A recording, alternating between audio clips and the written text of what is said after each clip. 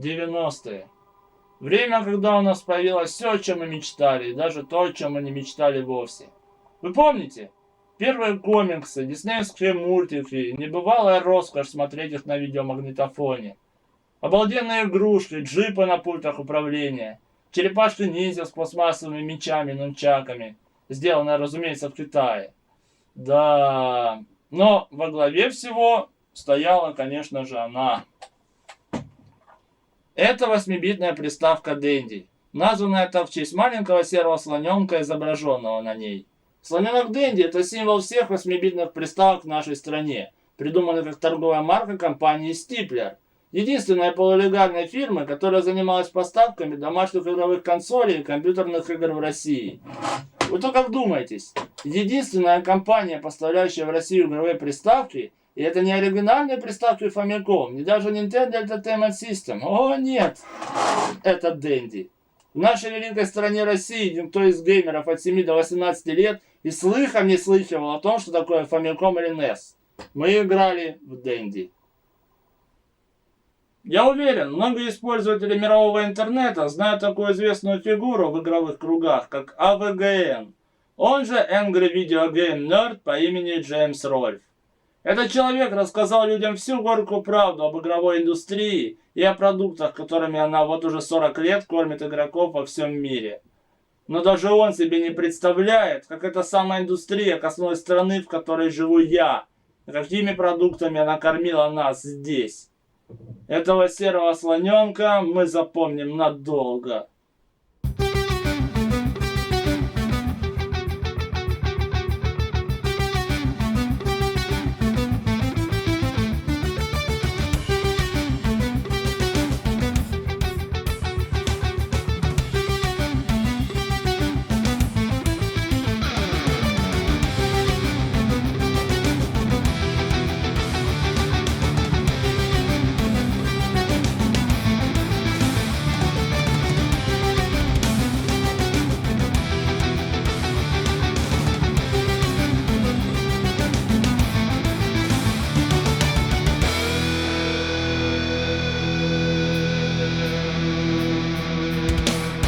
В самом начале 90-х, когда СССР уже не было, а России нет до сих пор, на наш рынок хлынуло бесчисленное множество западных товаров, и в их числе первые видеоприставки.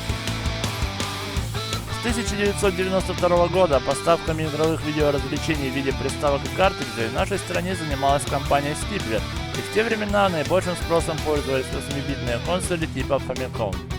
Конечно, сейчас мы с вами хорошо знаем, что Famicom — это японская видеоприставка, которая вышла в 1983 году, что у нее был даже собственный дисковод для игровых дискет, и что помимо Японии она успешно продавалась и в Америке под названием Nintendo Entertainment System, сокращенно NES.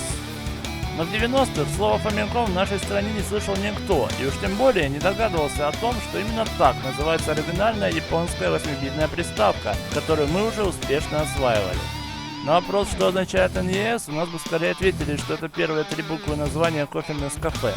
Нам не досталось ни Famicom'ов, ни NES'ов. Stipler подсунул нам замечательный тайваньский клон с оригинальным названием Dendy.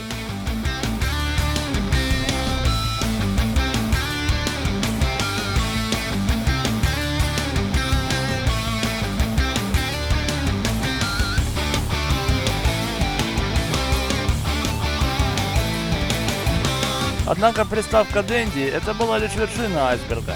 Кроме нее можно было легко найти и купить один из десятков китайских клонов Famicom'а: Лифа, Юфо, Лико, Сюбар, Хенга, Симбас, Битман, БТ. С кучей китайских иероглифов на коробках они стоили дешевле и отличались только дизайном, цветом и дополнительным картриджем в комплекте. Dendy же разделялась на 2 вида — Dendy Classic и Dendy Junior. Обе эти версии были самыми почетными и безоговорочно считались нашими геймерами самыми подлинными и оригинальными 8-битными приставками.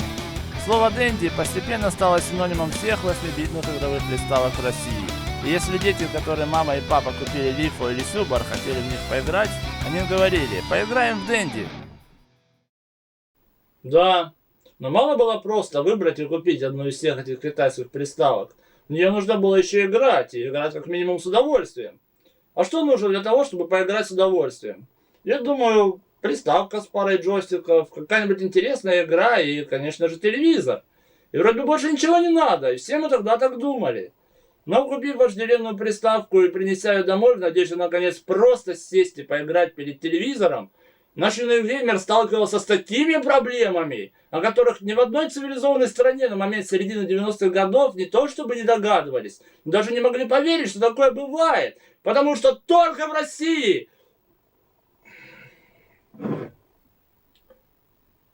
Карлсберг. С Оренгроком у нас напрягли.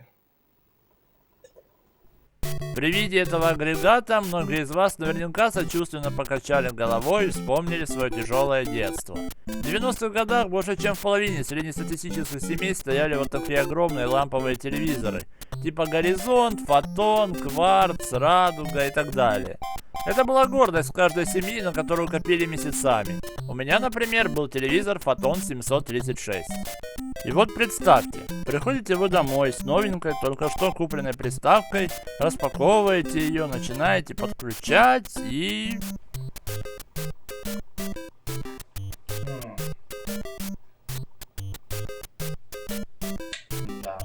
На этом месте вы понимаете, что подключить ее так не вариант. Но есть же еще один провод.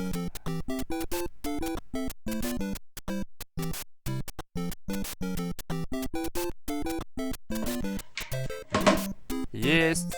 Так, начинаем искать.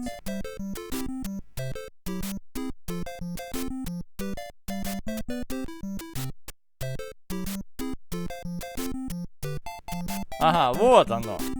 Настроили. Ну, теперь наконец-то поиграем.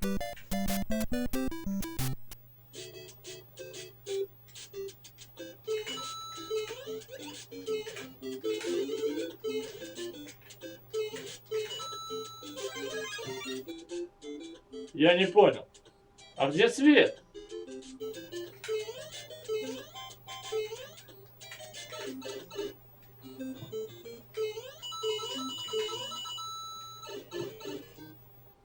Что за дела?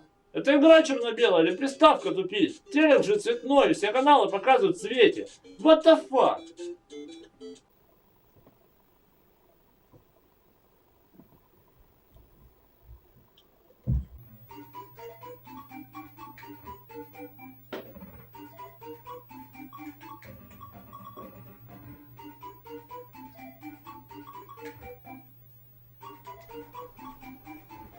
Да как в это можно играть? Они же одинаковые. Блин.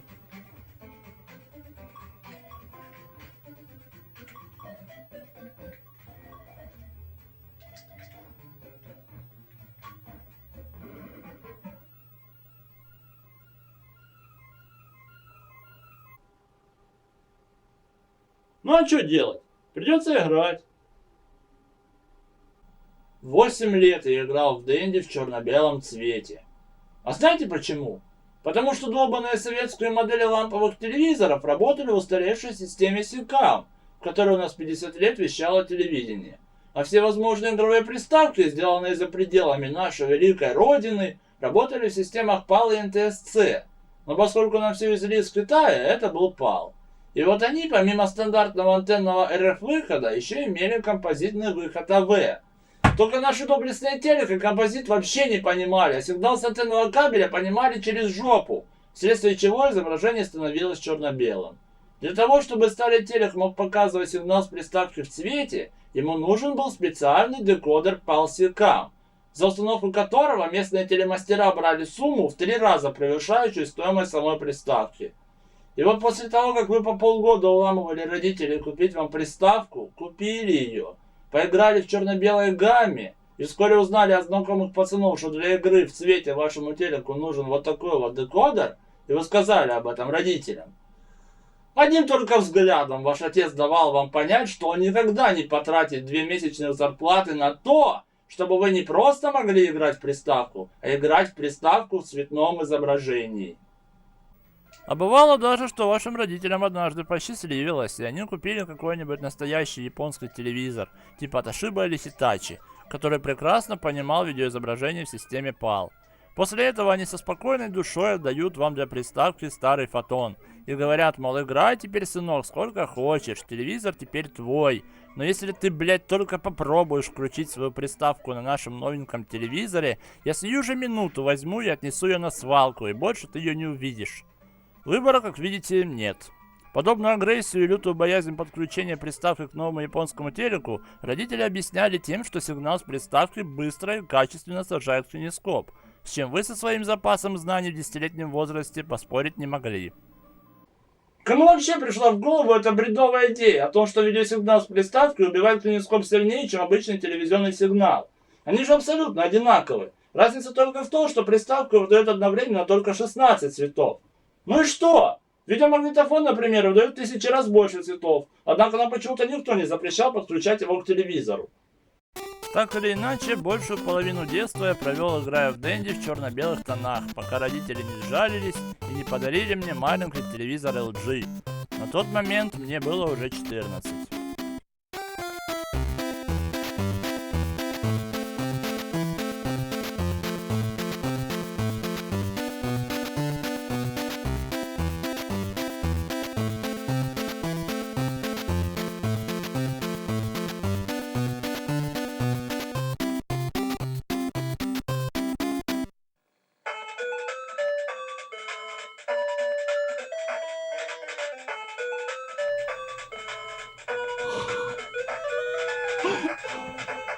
Оно цветное.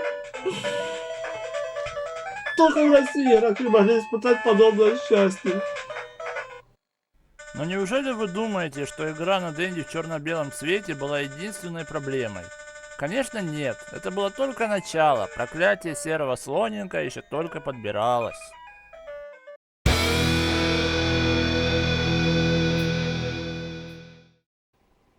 В одном из обзоров уже хорошо известного вам Джеймса Рольфа под названием «Аксессуары Nintendo» он поведал зрителям об огромной куче дерьма, выпускаемой компанией Nintendo для разнообразия игры 8-битной приставки. Кое-что шло в комплекте, кое-что продавалось отдельно. Большинство вещей из этой говёной кучи делали из американских детишек и тинейджеров полных лохов. Привет, Жене Пекуровскому. Да, но то, что могучий Китай-бабай подсовывал нам здесь, по сравнению с американскими аксессуарами, так это был просто полный пиздец. Вот, например, стандартная ситуация из 90-х. Приходит к вам друг со своей новенькой, можно сказать, только что из магазина приставкой, и вы захотели во что-нибудь поиграть. Как истинные фаны драйвовых битэмапов, ваш первый выбор пал, естественно, на игру Battletoads.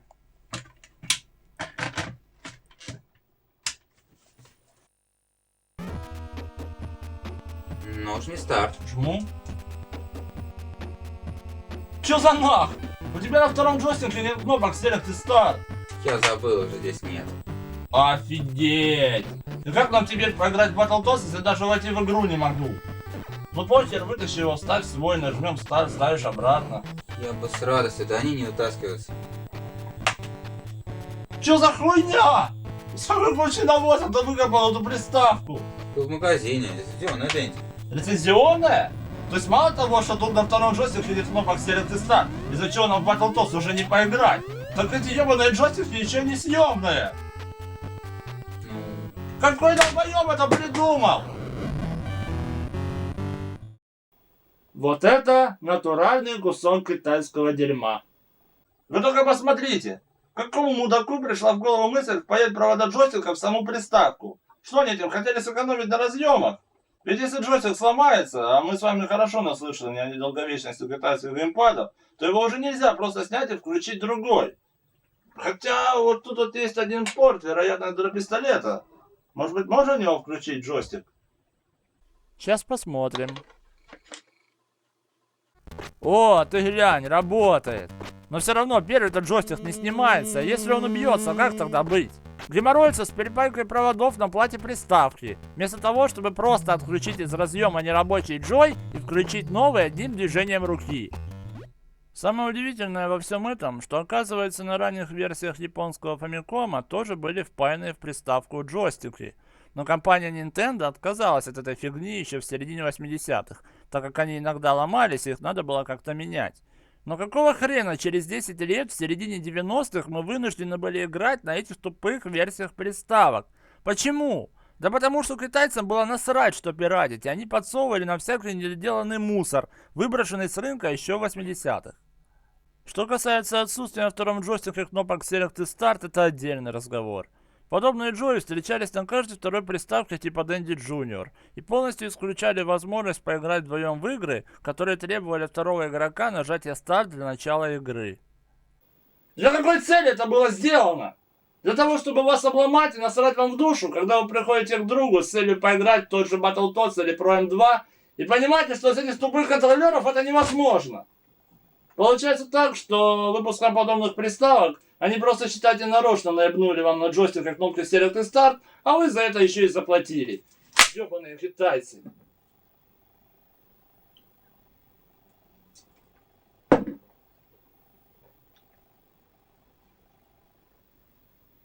Вы не поверите. Но на ранних версиях Famicom на втором джойстике тоже не было кнопок Select и Start. Но там вместо них были вмонтированы миниатюрные микрофоны, которые использовались в играх, поддерживающих голосовые эффекты. Но когда китайцы планировали эти Famicom'ы, они выбросили микрофоны, а кнопки Select и Start добавить забыли. Так и получились эти долбанутые джойстики без двух кнопок. А знаете, что самое смешное? Что если раскрутить корпус второго джойстика и взглянуть на плату, вы увидите, что на самой плате контакты для кнопок Select и Start есть. То есть они были предусмотрены производителями, но на корпусах джойстиков они просто забыли добавить пару дырок для этих кнопок. Кстати, сами джойстики китайско-тайваньско-гонконгского производства в 90-х были разные. Некоторые из них были не очень удобные, некоторые не очень долговечные, если не большинство. У джойстиков, спираченных у Famicom, шнур выходил сбоку, что многим мешало удобно держать его в руках. Позднее уже выходили такие же джойстики, но уже с выводом шнура сверху. У приставки Dendy Classic джойстики были несколько другой формы, с круглой крестовиной, что тоже не всем нравилось. А вот геймпады большинства клонов Dendy были совершенно разные, начиная от копий Super Nintendo'ских джойстиков и заканчивая PlayStation'овскими. Я, например, играю джойстиком от приставки Leaf, где кнопки расположены вообще ромбически, как у SNES. Еще нифиговая проблема была в том, что у разных клонов 8-битных приставок были разные разъемы под джойстики, 15-штырьковые и 9-штырьковые. Последние такие же, как на приставке Sega. Однако, что объединяло все эти геймпады, так это то, что у них у всех стандартно были турбокнопки. И если кому-то вдруг посчастливилось увидеть оригинальный геймпад от Famicom, его считали жалкой подделкой, потому что на нем не было турбокнопок. Но о недолговечности консольных комплектующих, как, впрочем, и самих консолей, говорить не хочется. Джойстики ломались постоянно, в большинстве случаев просто рвались кнопочные резинки или отрывались проводки из-за плохой пайки. Схемы тоже накрывались, но не часто. Блоки питания, они же адаптеры, горели один за другим, не успевая поработать и 3-4 часов. И порой грелись до такой степени, что корпус просто плавился на глазах. Лично я после пары таких выкидонов своих адаптеров стал использовать вместо них адаптер от Sega Mega Drive. И вот уже 7 или 8 лет спокойно играю и по 5 и по 6 часов. Что касается самих приставок, то тут дела обстоят ровно 50 на 50.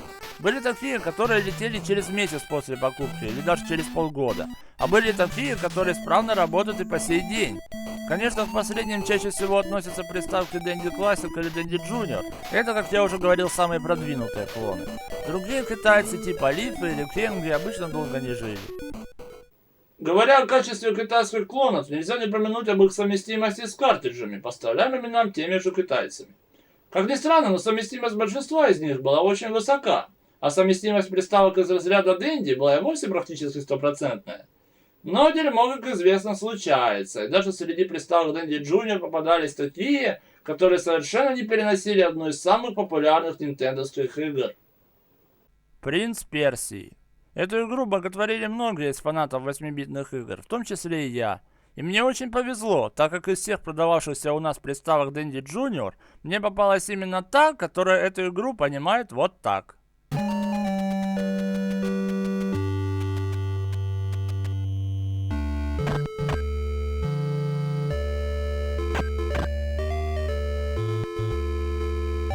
Комментарии излишни. Любой картридж, любая копия игры вела себя именно так. Но не только принц Персии не хотел нормально работать на моей приставке.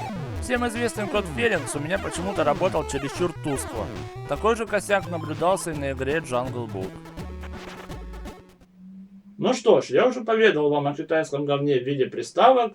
Теперь пора рассказать о том, во что мы играли в 90-х годах на этом самом говне. Это один из самых ярчайших и распространенных картриджей на Денди в нашей стране. В то время как в Японии пользователи Famicom играли в оригинальные японские картриджи вроде таких, а в Европе и Америке любители NES играли в оригинальные картриджи вроде таких, мы в России играли в такие, в такие, в такие и даже в такие. Но начнем с первого. Итак, как я уже сказал, это один из самых распространенных типов картриджей на Денди у нас в стране в первой половине 90-х годов. В тот период, когда Sonic Dendy только начал завоевывать Россию, первые картриджи для 8-битной приставки были вот такими. В больших желтых корпусах с надписью TV Game Cartridge.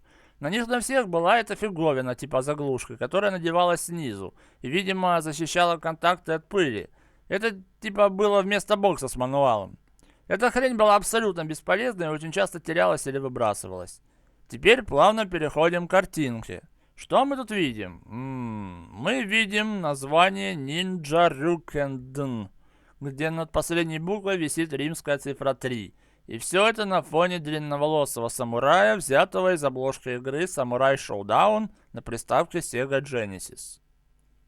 И вот это яркий представитель большинства картриджей, продававшихся у нас в магазинах по всей стране под видом оригинального картриджа для приставки Dendy. Мы как бы все думали, что это лицензионный картридж нифига. Помимо этих больших желтых картриджей, у нас какое-то время ходили в продаже так называемые стиплеровские картриджи. Купить их можно было только в магазинах фирмы Dendy и нигде больше. Их особенно отличительной чертой была вот эта маленькая картонная коробочка с надписью For Dendy, в которую был вложен сам картридж. И это как бы все, что отличало стиплеровской картриджи от остальной китайской пиратчины, поскольку внутри мы видим типичный пиратский образец с кучей иероглифов на этикетке. Его единственное отличие заключалось только в наклейке на задней стороне, на которой красовался слоненок Dendy с указанием телефона компании Стиплер. Как ни странно, но позже подобные экземпляры в народе даже станут коллекционными, так называемыми картриджами со слоном, и для кого-то они будут представлять определенную ценность.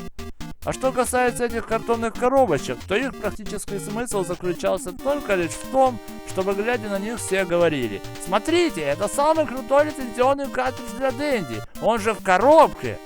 Чтобы ни у кого после этого не осталось никаких сомнений в том, что это абсолютная лицуха, даже несмотря на то, что там у нее под корпусом.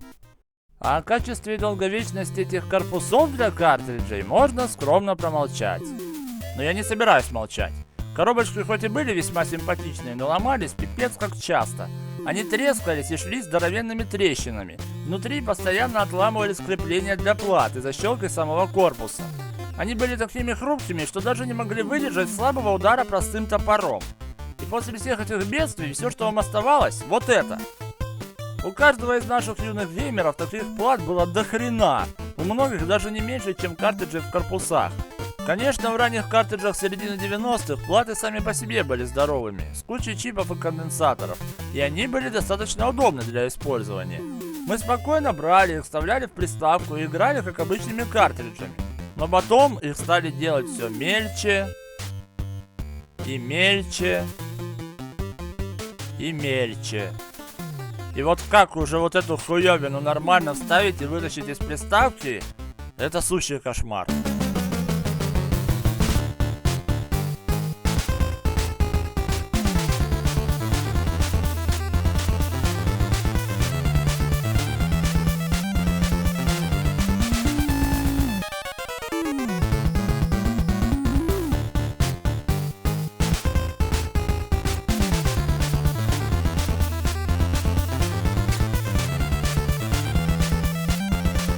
Система Ниппель. Только это и помогает.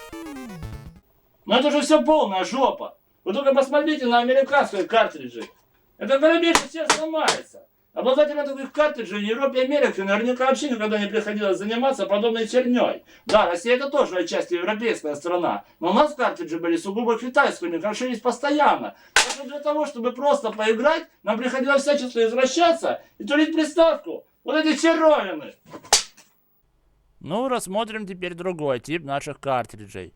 Вот еще один образец, который поставлялся в комплекте с приставкой Лифа, одного из самых распространенных клонов у нас в России, помимо самой Dendy.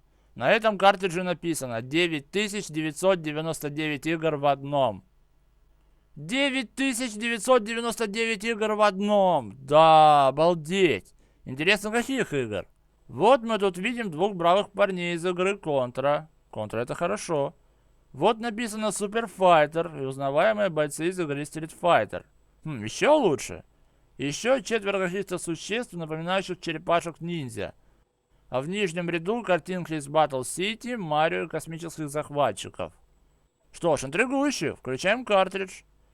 Но даже не включая картридж, конечно, каждый, кто помнит 90-е, прекрасно знает, что там нет ни Контры, ни Street Fighter, ни черепашек-ниндзя. И вообще, что там нет никаких 9999 игр. Здесь всего 6 простейших игр, типа Марио или Duck Hunt. А все 9999 пунктов меню — это их бесконечно повторяющиеся вариации. Типа начало со 2-го, с 3-го, с 20-го или с 50-го уровня. По сути, это чистой воды наебка. И вроде бы и хрен с ней, но картриджей, подобных этому, в нашей стране были десятки тысяч. И на них на всех было написано 99 миллионов игр в одном. И ни хрена в них интересного не было, кроме 6-8 простейших игр.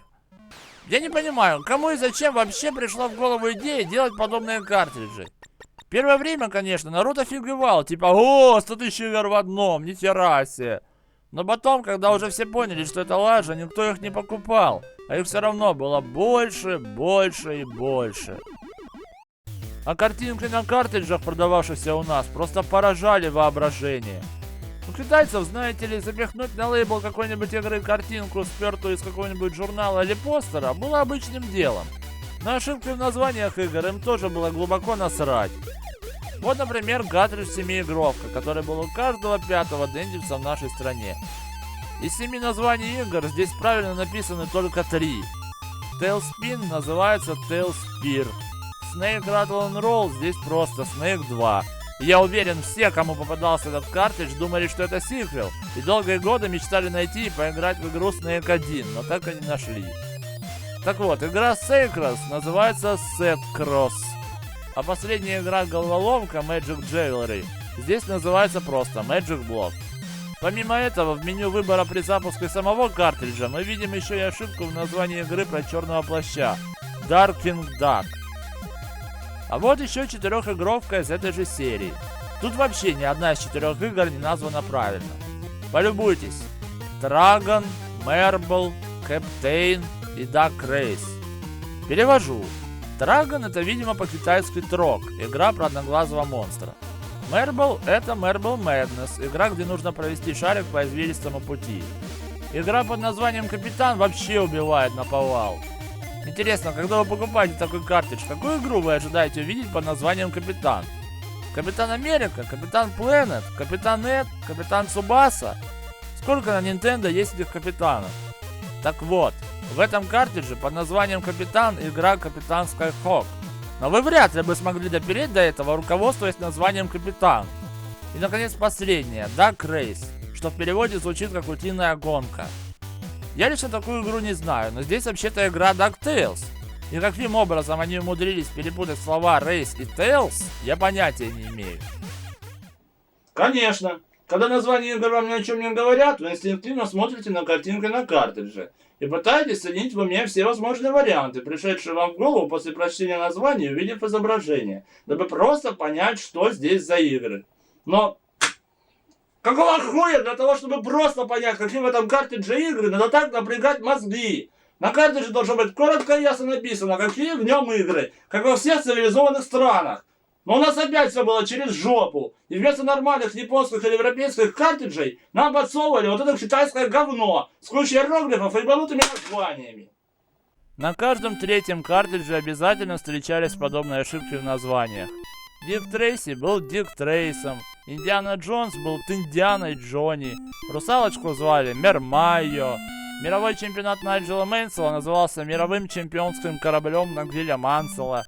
Робокоп 3 назывался Робокоп 4. Контра, Контора. Можно перечислять без конца. Но не только в названиях игр была путаница. Пытаясь всячески заинтересовать и привлечь простого русского обывателя, китайские отморозки придумали брать какие-нибудь левые игры и называть сиквелами ко всем известным. Сейчас мы с вами хорошо знаем, как выглядят настоящие оригинальные картриджи для Famicom или NES. А тогда, в 90-х, мы охеревали, когда в очередной раз, придя в магазин, на глаза попадался вот такой вот картридж. Вот только гляньте. Чип и Дейл 3. Да, вы исходите слюной, тратите последние деньги, хватаете заветный картридж, вспоминая, насколько круты были первые две игры про Чипа и Дейла, и предвкушая крутость третьей части, вы несетесь домой.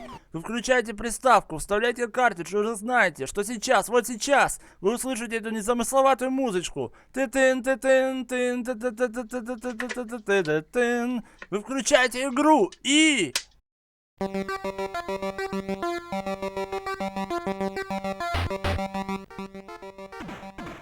Чё за нахер? Это что, Чип и Дейл? Я не понял. Вы играете за Чипа, который ходит, стреляет из пулемета и взрывает всякую срань гранатами посреди пустыни. Это... ну... Чё это за хуйня? Чип и Дейла отправили во Вьетнам? Чё вообще творится? В первой игре Чип и Дейл кидались ящиками в гусениц. Во второй они делали то же самое. А в третьей два бурундука кидаются гранатами и прорывают тылы вьетконговцев. Если бы я был нердом, то на этом месте я бы сказал, о чем они думали. Но я не он, и потому скажу. Чё это за хуйня?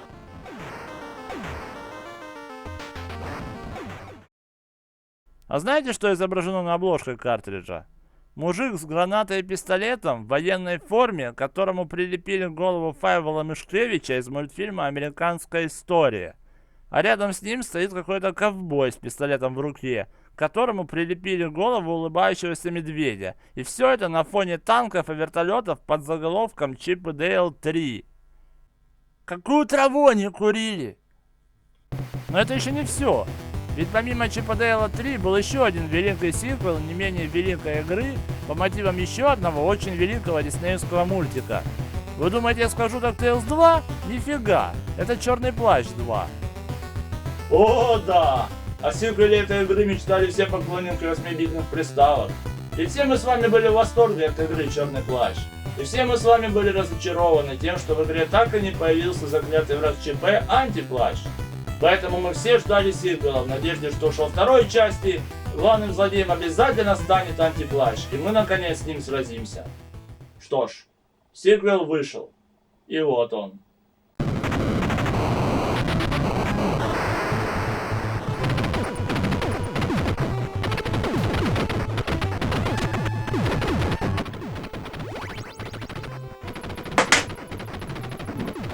Китайцы пидорасы.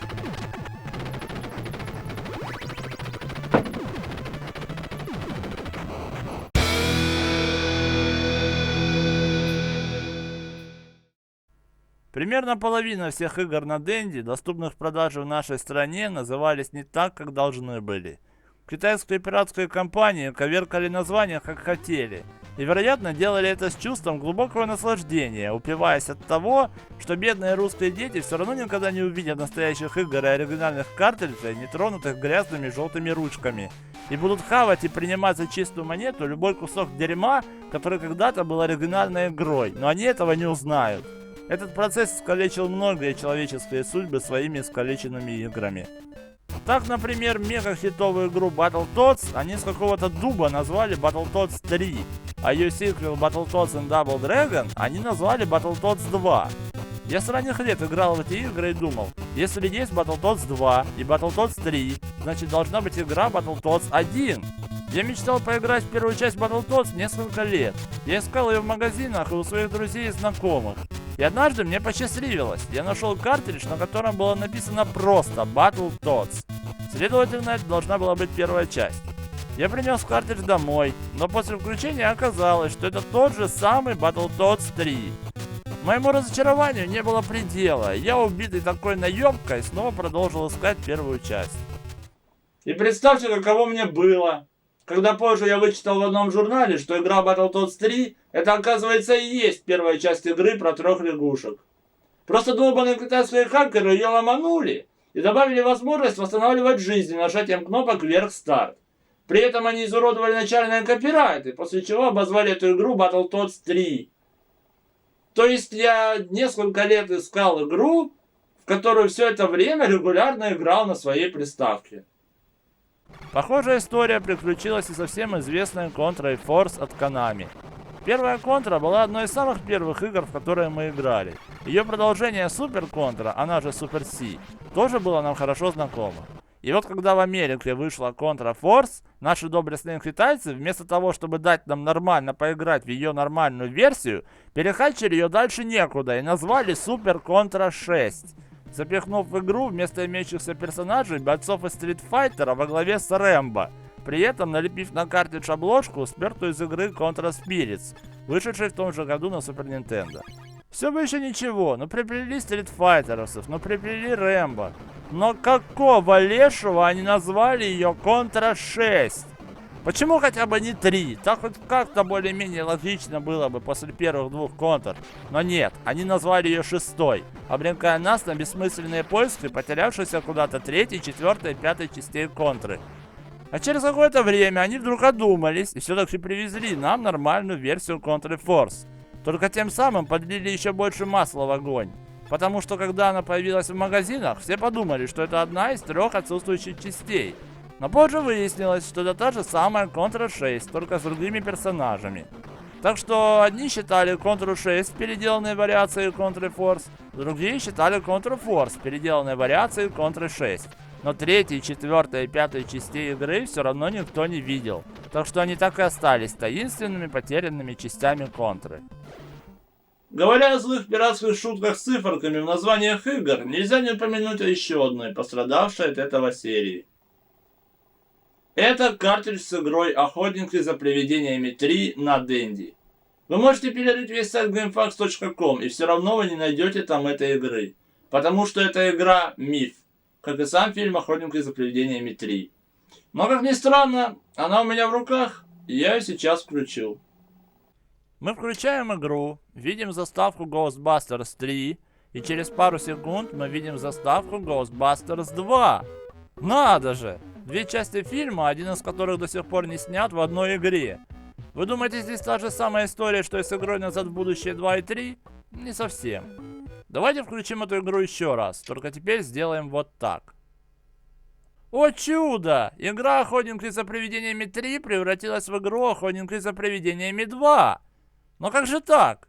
Обыкновенно. Начнем с того, что люди одной печально известной азиатской национальности взяли американскую игру «Охотники за привидениями», спиратели ее и выпустили у нас на своих пиратских картриджах под названием «Охотники за привидениями». Затем они взяли японскую игру «Охотники за привидениями 2 New», спиратели ее и выпустили под названием «Охотники за привидениями 2». А потом они узнали, что оказывается в Америке давно вышла другая игра под названием «Охотники за привидениями 2». Они взяли ее, спиратели, недолго думая прилепили к заставке цифру 3 и выпустили под названием «Охотники за привидениями 3».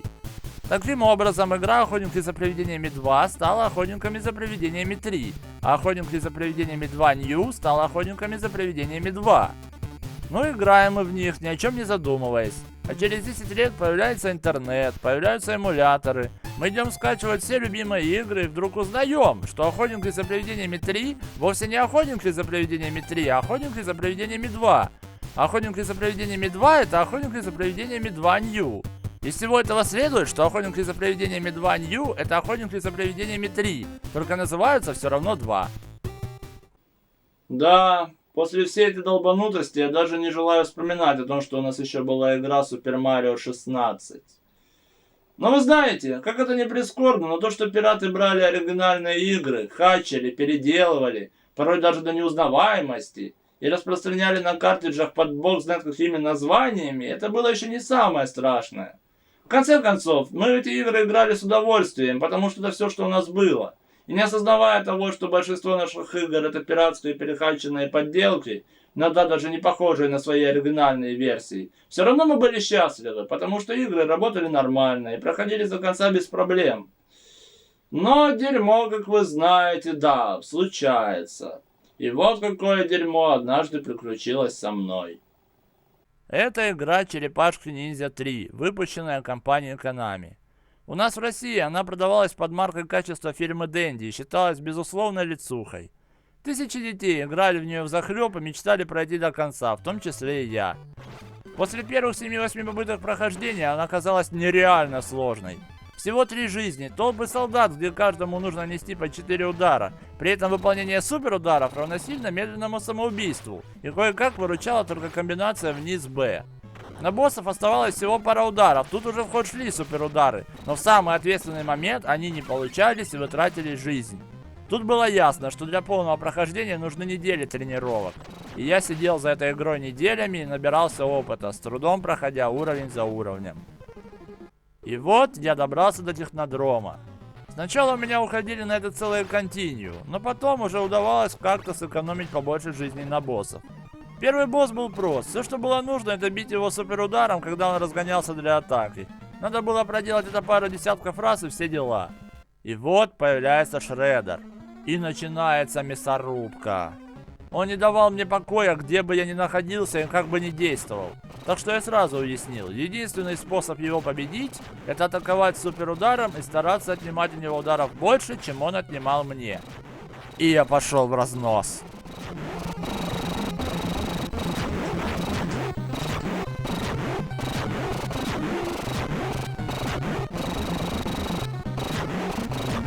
Есть! Он забегал! Тебе не уйти! Еще немного! Ах ты ж...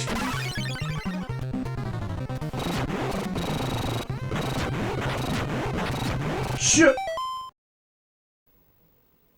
Он перестал мигать? Быть не может!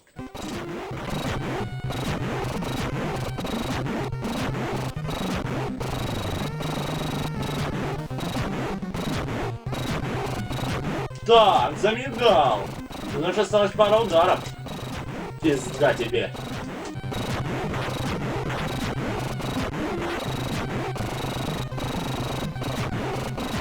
Чё за хуйня? Ты чё издеваешься? Давно уже должен был сдохнуть.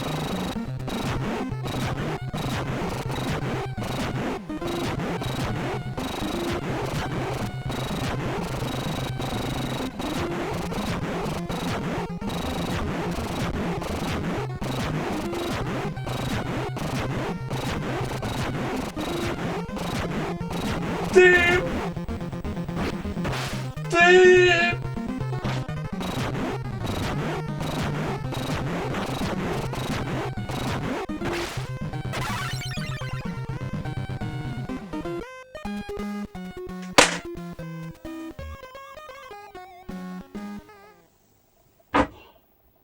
Вы это видели? Этот мудак мигал 3 раза, а потом просто переставал мигать. Ему надоел, он помигал немножко, ему надоел, он перестал.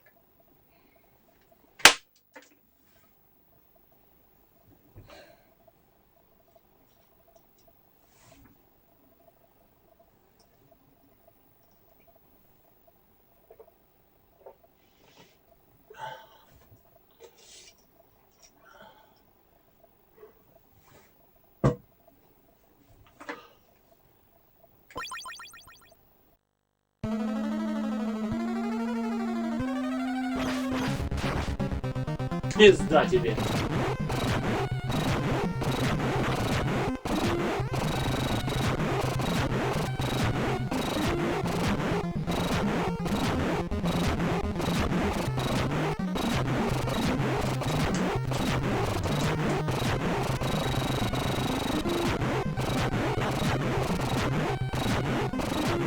Убью нахер.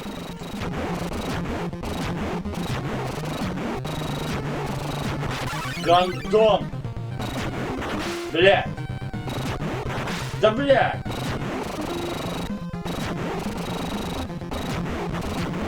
Да ты не охуел?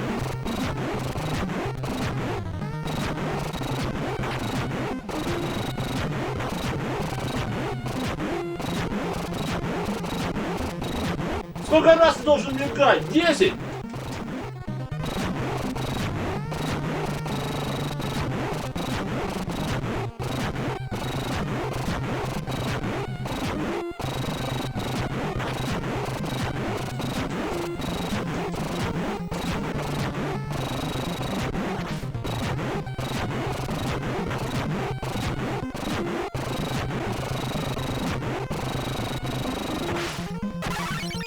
Да иди ты нахуй!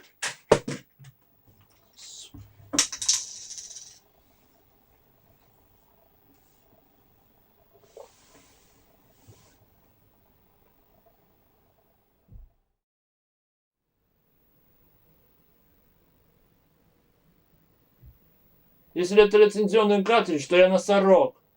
А ведь больше ничего не было. Если вам хотелось пройти эту игру, вы садились за нее снова и снова и рвали себе жопу, пытаясь выебать этого Шреддера. На что он пару раз издевательски помигав вас убивал. Вы тратили на нем все свои континуумы безрезультатно.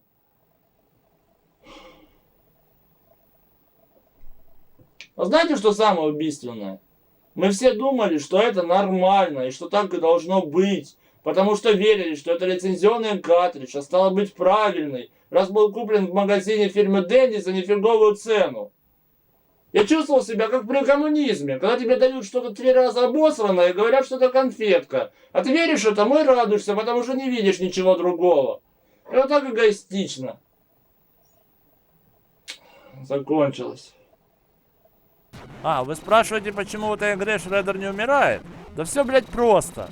Вся хуйня в том, что игра Черепашка Ниндзя 3 одна из немногих, на которые компании-разработчики ставили защиту от копирования. И перед запуском она проверяла наличие в коде программы копирайтов в виде логотипа Konami. И если его вдруг не было, игра запускалась в разрывающем жопу до ебеней усложненном режиме, где солдатам и боссам было в несколько раз больше ударов. Ну а поскольку, блядь, ебучие пираты обычно ломали и вырезали копирайты практически у всех спидженных игр, то и эта игра не стала исключением. Только они, вероятно, не знали, что в ней есть такая защита, и захуйнули на наш рынок усложненную непроходимую версию Черепашек 3. Но почему все-таки не убивается Шреддер? Этого я не знаю. Говорят, что его можно убить, если бить беспрерывно, но вы сами только что все видели. Куда нахуй еще беспрерывней? К сожалению, Черепашка Ниндзя 3 не единственная игра, поломанная китайцами. Вот игра Ninja Gaiden, а точнее европейская версия первого Гайдена под названием Shadow Warriors, спираченная ими же.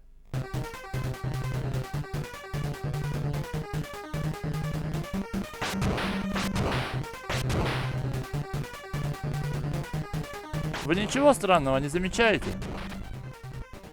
По-моему, здесь должны висеть всякие фонарики, в которых должно быть оружие, жизнь и типа того. Куда нахрен делись все пауэрапы? О, вот один, надо же, наконец-то. Ну и что в нем? Звездочка? Нахер мне звездочка, если у меня на счетчике оружия 0? Ну где? Где эти иероглифы, которые пополняют дополнительное оружие? Где? Офигенно! Я дошел до босса, и за весь уровень мне дали одну вшивую звездочку, которую я даже ни разу использовать не могу. Ладно, этот идиот все равно легкий, я его и так забью.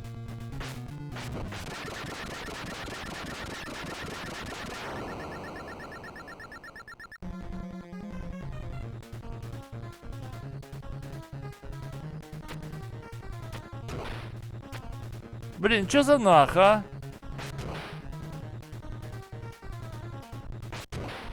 Дайте мне, наконец, оружие!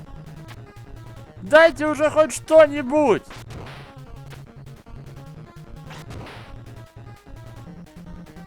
Ты, ну что это за поебень?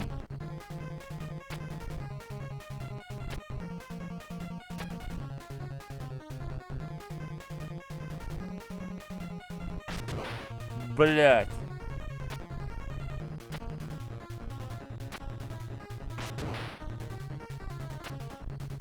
Ну чё за... О, надо же. Блин, ну дайте уже что-нибудь нормальное. Чё это? Охуенно! Один сраный фонарик на весь уровень, и если его возьмешь, игра повиснет. Великолепно! Ну хрен с ним, не будем его брать.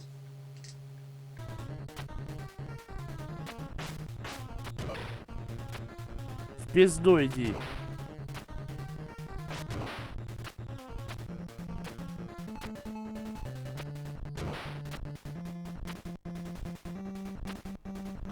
Да ёб твою нахуй!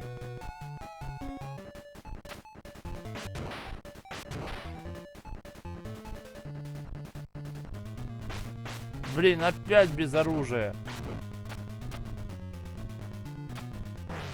Ой.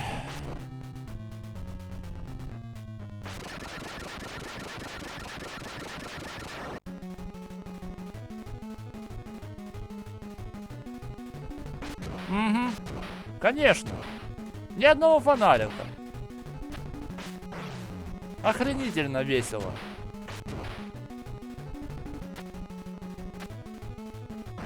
Да еб...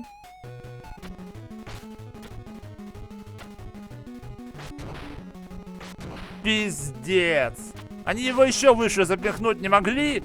За кого он там висит? Может, Балу прилетит на самолете? Блять, нахрена вообще было делать в игре дополнительное оружие, если его негде взять?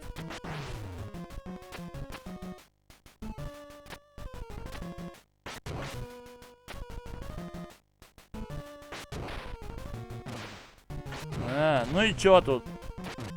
Иди ты нахер! Я взял эту хрень на втором уровне, и игра повисла. Ну интересно, блин, что это за хрень? Может, она что крутое даст?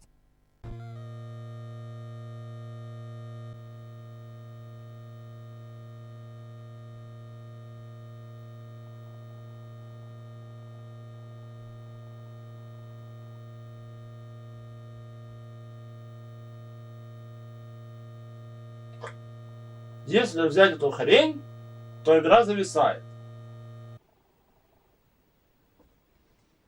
Да как можно в это играть? Эта игра и так сложна до объединения, так они еще не дают никакого оружия, никаких пауэрапов, никаких жизней. Кто надо быть, чтобы пройти ее в таком виде? Видеоген Нерд тоже пытался ее пройти. Если вы хотите узнать, насколько эта игра, блядь, сложна, можете посмотреть его обзор. Так ему там хотя бы оружие давали и жизнь иногда. А мы играли в это. Это все, что у нас было. Что эти мудоблядские китайские пираты горели в аду? Но даже и это далеко не все, что нереально было пройти из-за вмешательства сами знаете кого. Многие из вас наверняка помнят классную нинтендовскую игру Shatterhand. И наверняка не могут забыть ее японскую версию Toku's Erase All Brain, которую пираты окрестили Робокопом 3, обозвав настоящего Робокопа 3 Робокопом 4. Эта версия была примечательна не только тем, что в ней присутствовали анимированные сюжетные вставки, которые были вырезаны в американской версии, но и тем, что ее абсолютно невозможно было пройти из-за издевательского глюка на боссе второго уровня. Из-за этого глюка после первого уровня Area A какого-то хрена сразу включался уровень Area F, не давая даже возможности выбрать этап самому игроку. Экран выбора уровней банально не появляется. А когда вы его пройдете, в конце вам предстоит битва с боссом. После победы над боссом вам опять предстоит битва с этим же боссом. А после победы над этим боссом вам снова предстоит битва с ним. При этом после уничтожения каждого из них вы видите надпись, что уровень Area F пройден. Но всякий раз вы опять должны долбить этого мудака снова и снова. До тех пор, пока это окончательно не выебет ваш мозг, и вы не запульнете джойстиком в экран телевизора. Однако и это вам не поможет наконец выйти на следующий уровень. Потому что следующий уровень не появится никогда. Потому что это кусок говна, который насилует вашу приставку и заставляет вас это наблюдать. После просмотра и оценки всего этого шлака, возможно, некоторые из вас зададутся вопросом. А сделали ли пираты вообще хоть что-то хорошее? Представьте себе, они пытались, и даже выпускали свои собственные игры.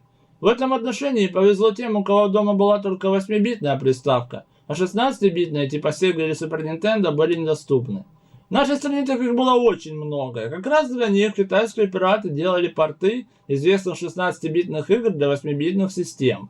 Ведь многое из того, что разрабатывалось на 16-битных консолях, не выходило на 8-битке, поэтому портов было много.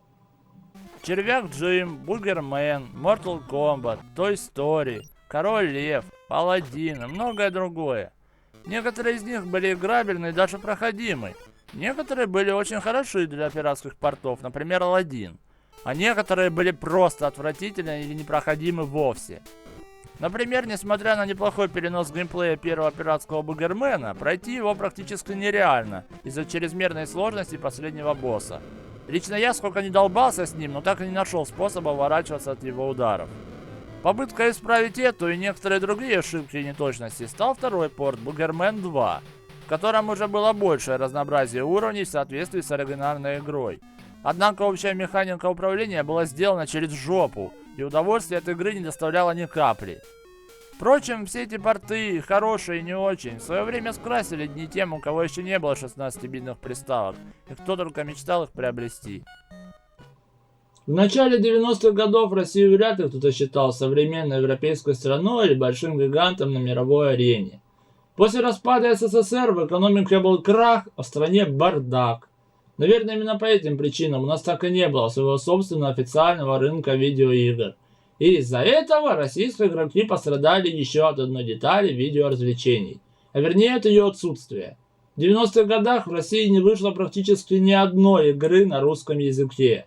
В Японии игры выходили на японском языке, в Европе и Америке на английском. То, что для других было обычным делом, для нас было нифиговой роскошью. Официально игры на видеоприставке в России не выпускались, все везли из Китая и страны же с ним.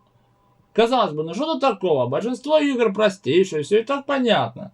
Конечно, когда вы играете в игру без сюжета типа Battle City, все понятно. А я, например, играл в Ниндзя Котов.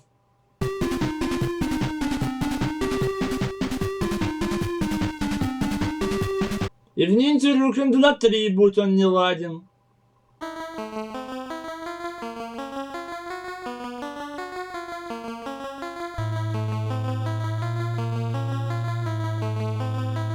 Разработчики тратили нехило сил, времени и возможностей приставок, чтобы сделать в играх настоящий мультипликационный сюжет, благодаря которому игроки словно попадали бы в фильм и смотрели бы его изнутри, переживая все события. И так и было, черт возьми, но не у нас. Мы сидели перед телеком и не понимали ни хрена из того, что происходило в заставках между уровнями. Но на худой конец сюжетные вставки можно пропускать и играть себе спокойно, наплевав на сюжет. Но когда незнание языка полностью исключает возможность нормального прохождения игры, это кирдык. Вот яркий пример. Великолепная игра Technos River City Ransom. Но на японском языке она бесит. Заходите вы в любой магазин, когда у вас мало жизни, и думаете, что же мне купить? Так. Что же купить? Вот это? Или может это? Ладно, съем вот это.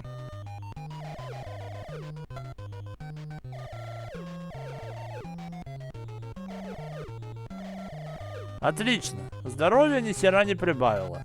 Ладно, если это. Или это. Ну ладно, это. Нет, лучше нижнее, оно хоть подороже стоит. Ну-ка. Ну? Один удар? Один вшивый удар? Прекрасно! А денег уже и нету. До свидания, заходите еще. Однако, как ни удивительно, но некоторые игры все же были переведены на русский язык, но в продаже их найти было практически нереально.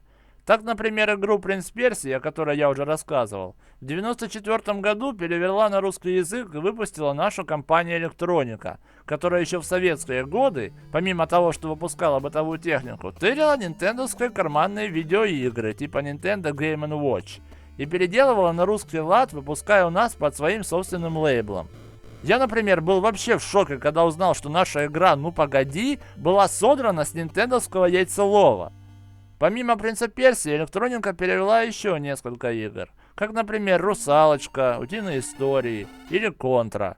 Но они были такими редкими, что их у нас видели лишь единицы, и до широких масс они не добрались. А в 21 веке с появлением интернета у нас появились умельцы, которые научились быстро и довольно неплохо переводить задампленные ромы для эмуляторов на русский язык. И эта проблема как-то отошла. А тогда, в 90-х, поиграть в того же Черного Плаща или в Чип и Дейла на русском языке было практически несбыточной мечтой.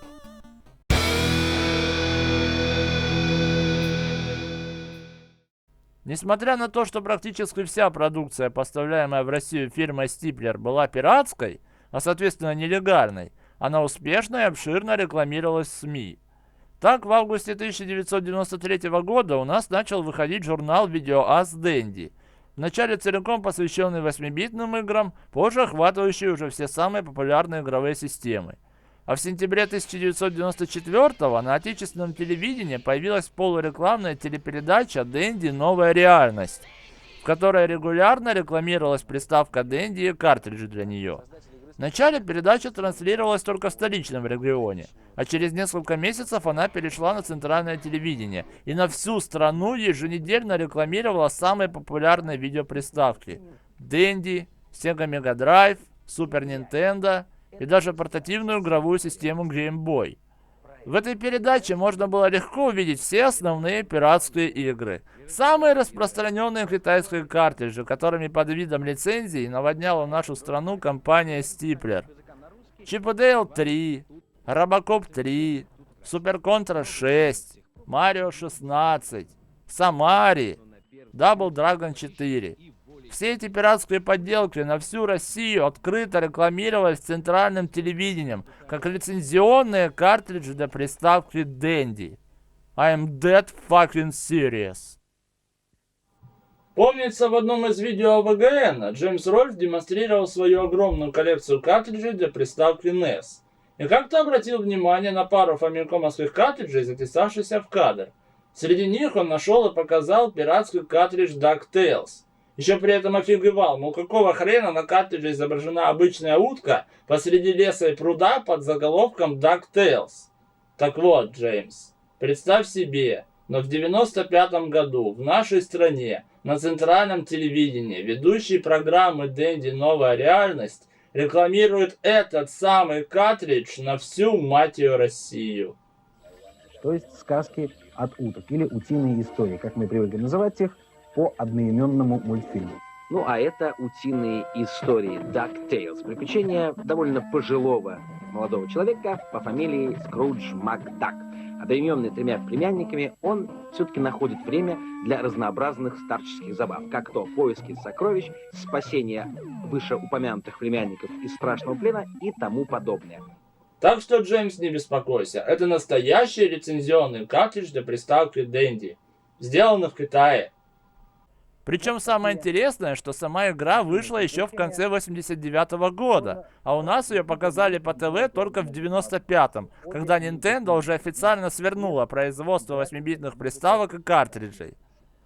Кстати, мало кто знает, но фирма Стиплер в ноябре 94 года даже заключала настоящий договор с компанией Nintendo о получении эксклюзивных прав на распространение в России их новой приставки Super Nintendo.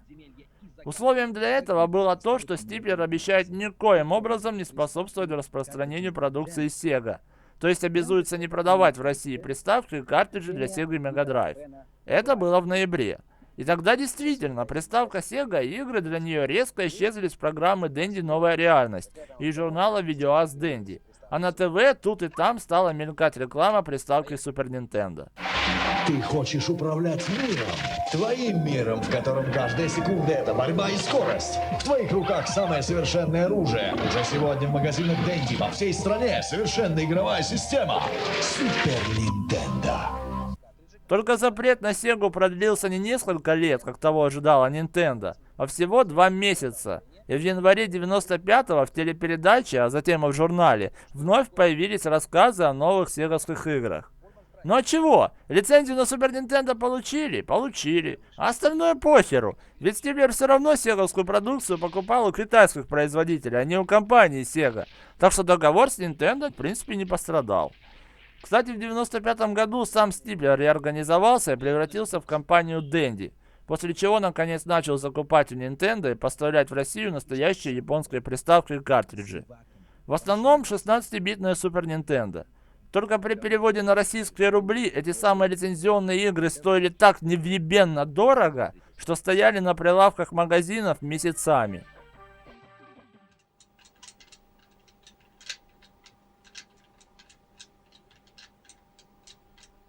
Помимо приставок Dendy, Sega Mega Drive и Super Nintendo, в середине 90-х в наших магазинах еще можно было купить настоящий нинтендовский Game Boy. Только если в Японии и Америке он вышел в 89 году, а в Европе в 90-м, то до нас он кое-как добрался только через 5 лет после этого.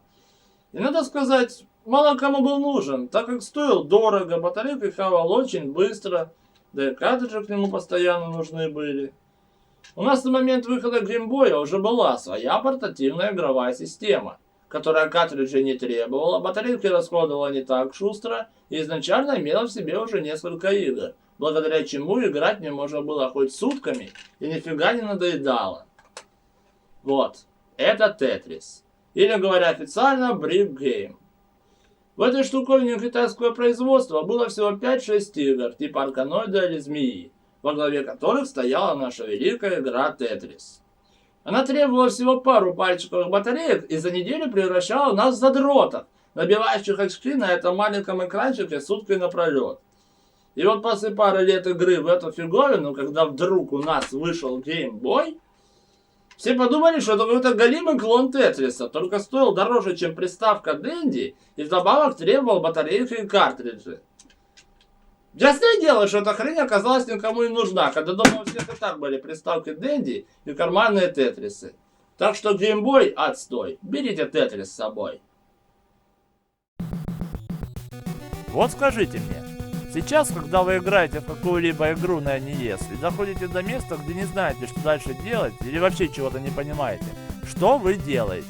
Скорее всего, лезете в интернет на какой-нибудь игровой сайт или форум и ищете ответ на свой вопрос. А тогда, в 90-х, интернетом еще и не пахло. И если наши 8-битники, звучит как 8-летние битники, застревали в какой-нибудь игре, все, на что они могли надеяться, это игровой журнал Видеоаз Dendy. Но и там не всегда можно было найти полезные советы по прохождению игр.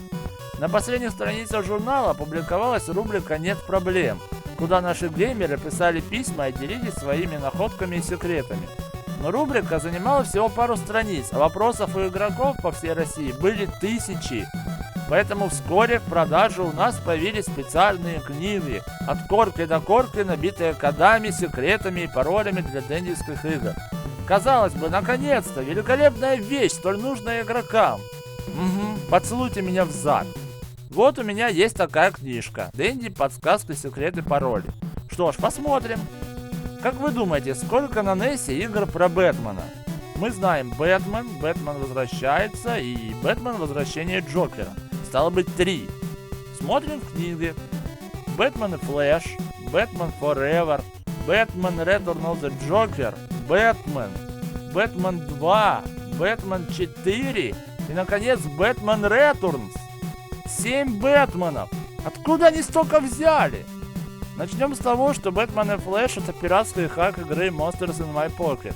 Вы думали, пиратские игры в официальной книжке не упоминаются? Вы ошибались. Бэтмен Forever — это игра на Sega, на Super Nintendo, на NES ее вообще не существует. Так каким хуем она тут оказалась? Бэтмен 2 и Бэтмен 4. Что это вообще за игры? Если под Бэтменом 2 имеется в виду Бэтмен Возвращение Джокера, так как хронологически на NES вышла второй, то почему их не объединили? Хотя постойте. А пароли-то там одни и те же.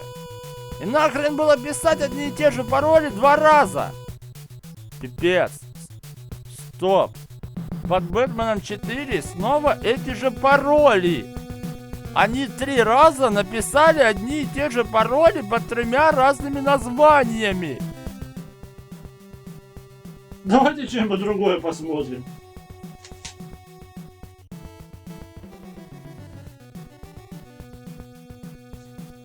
Life Force, Match Rider, Little Nemo, Little Samson, Mario 2, Mario's Time Machine.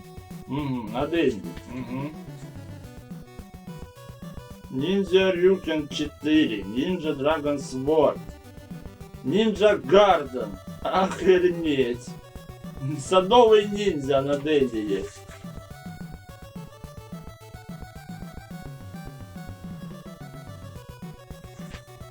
Вот, Черепашка Ниндзя 2. Посмотрим, что здесь. Перед демонстрационным роликом на экране заставки нажмите вверх, вниз, лево, право, АБ, Select. Игра за Сплинтера. В рот мне ноги! В Черепашках 2 можно играть за Сплинтера! Охренеть, сейчас заценим! Так, значит, на экране заставки нажмите. Вверх, вниз, слева, право, АБ, Select.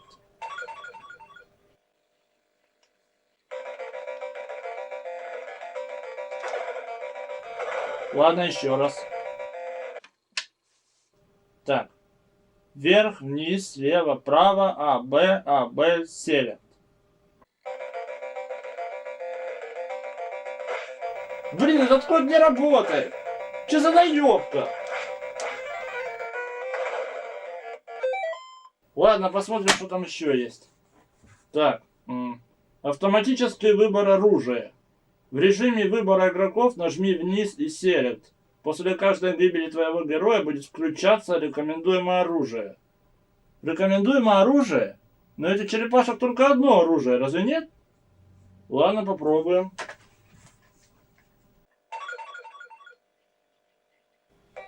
Вниз и Select.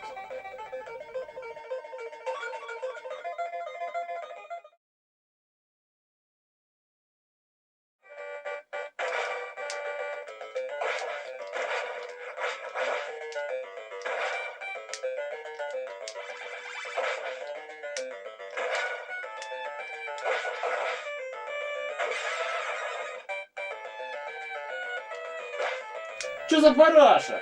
Ни хера ничего не изменилось. Опять наебали? Что за уроды это придумали?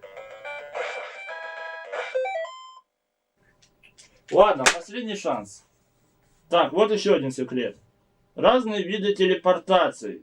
Чтобы сменить этап, на котором ты играешь, одновременно нажми на центр крестовины и на Select. И что, я типа перемещусь на другой уровень? Ладно. Ну, допустим. Ну? Ну? Ну, давай. Не башит. Блин, какой мудак составлял эти пароли? Откуда он выбрал все эти комбинации? Они нихуя не работают. С чего он взял, что тут можно играть за Сплинтера? Вы видели когда-нибудь, что в этой игре можно было играть за Сплинтера? То есть на 5-м уровне вам придется спасать Сплинтером самого себя? Это дрочь! Кто нахер составлял эту книгу?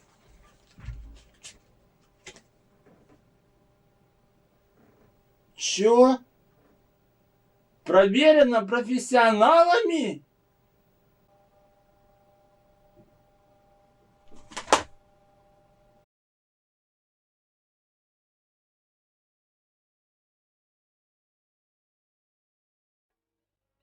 Да, вот такие дела. Такие вот дела устроил нам этот маленький серый слоненок здесь в 90-е. Хотя не только он. Прежде всего, наша упадочная экономика, рухнувшая в момент развала СССР, из-за которой подавляющее большинство жителей Новой России только и могли позволить себе что дешевые китайские приставки, да и то с натягом. Спрос большой, а денег нет. Когда в 95-м году у нас появилась лицензионная Super Nintendo, которая стоила как 2 месячные зарплаты моих родителей, понятно, что ее мало кто покупал, несмотря на огромное обилие рекламы на ТВ и в СМИ. Люди просто хотели играть, и играли, хоть и через жопу, зато дешево. Стоит ли говорить о других, более поздних консолях, которые во всем мире выходили уже тогда, в середине 90-х, а у нас появились только лет через 6, как, например, первая Sony PlayStation, ставшая бумом в начале 2000-х. Впрочем, это уже совсем другая история.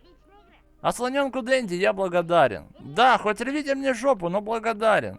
Эта маленькая серая скотина хоть и пичкала нас говном, но все же давала играть в великие нинтендовские игры, ставшие хитами всех времен и народов.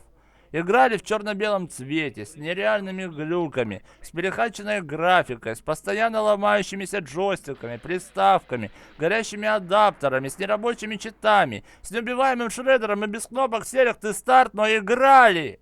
Вот в чем сила Дэнди. И вот в чем его проклятие. Несмотря на все это дерьмо, мы играли. И с этим не поспоришь.